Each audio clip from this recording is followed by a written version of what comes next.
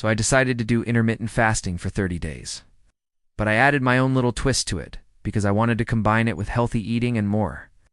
So here are the 7 things that happened to my body and mind when I combined intermittent fasting with these 7 things. First of all, what is intermittent fasting? Simply put, it's a method of eating where you cycle between periods of eating and fasting. And there are different ways to do this, such as the 16/8 method, which is the most popular one, or the 5/2 method, and many others. But I decided to do something a bit different. I want to do a mix of both, but I'll talk about that later in this video. Second, I decided to do 29 days of intermittent fasting and 1 day of normal eating. So, 29 days of fasting and 1 day of feast. Why? Because life is all about balance. And I didn't want to go full keto or full vegan or full carnivore or anything extreme like that. I wanted to do something that was easy to maintain long-term and also enjoyable. Third, I want to talk about what exactly I ate during my fasting periods.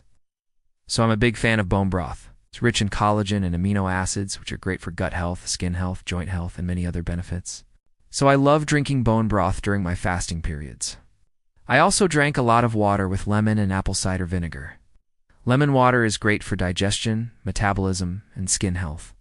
Apple cider vinegar is great for blood sugar control, weight loss, and appetite suppression. In addition to these drinks, I also had 2 cups of black coffee per day. Coffee is allowed during fasting periods, and it can actually help boost your metabolism and burn fat. Now let us move on to the 7 things that happened to my body and mind when I combined intermittent fasting with these 3 things.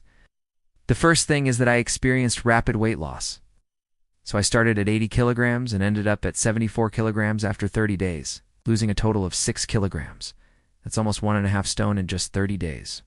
This is not only because of the calorie restriction, but also because of the increased protein intake and the change in gut bacteria. The second thing is that I had 0 inflammation. I used to have a lot of inflammation in my joints, especially in my knees and my shoulders. But during these 30 days, I noticed that my inflammation went away completely. This is because fasting triggers autophagy, which is a process where your body cleans up and recycles old or damaged proteins and other cellular debris. This leads to less inflammation and more energy. The third thing is that I had 0 cravings. Fasting can help reduce cravings by lowering your insulin levels, which is a hormone that regulates hunger and fullness. When you fast, your body uses up its stored glucose, and then starts to tap into its stored fat for energy. This process produces ketones, which are molecules that can cross the blood-brain barrier and suppress your appetite. The fourth thing is that I had 0 bloating. I used to have a lot of bloating because of my IBS, but during these 30 days, I noticed that my stomach was flat and I felt lighter. This is because fasting can help heal your gut by giving it a break from digesting food. This allows your gut to rest and repair itself, leading to better digestion and less bloating. The fifth thing is that I had 0 brain fog. Brain fog is a term used to describe the feeling of having a hard time concentrating, focusing, or remembering things. It's a common symptom of many conditions, including chronic fatigue syndrome, diabetes, and autoimmune disorders. But it can also be caused by lifestyle factors such as stress, lack of sleep, and poor diet. Fasting can help improve brain function by increasing the production of brain-derived neurotrophic factor, which is a molecule that supports the growth and survival of brain cells. It can also help clear out damaged proteins and other cellular debris that may be contributing to brain fog. The sixth thing is that I had 0 sugar cravings. I used to have a lot of sugar cravings, especially for chocolate and ice cream. But during these 30 days, I didn't crave sugar at all. Is because fasting can help reset your taste buds and make you less sensitive to sweet flavors. It can also help reduce your insulin levels, which is a hormone that regulates your appetite and can make you crave sugary foods. The seventh thing is that I had 0 stress. Stress is a natural response to perceived threats or challenges, but chronic stress can have negative effects on both physical and mental health. Fasting can help reduce stress by triggering the release of certain hormones such as cortisol and adrenaline, which are involved in the body's stress response. It can also help activate the parasympathetic nervous system, which is the part of the nervous system that controls rest and digest functions. Here's how I did my intermittent fasting. For 22 days, I followed the 16/8 method, which means I fasted for 16 hours and ate during the last 8 hours of the day.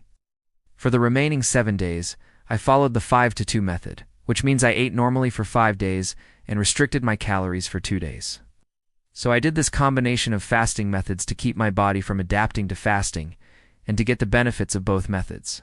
Here's what I ate during my fasting periods. For breakfast, I had a cup of black coffee with 1 teaspoon of MCT oil.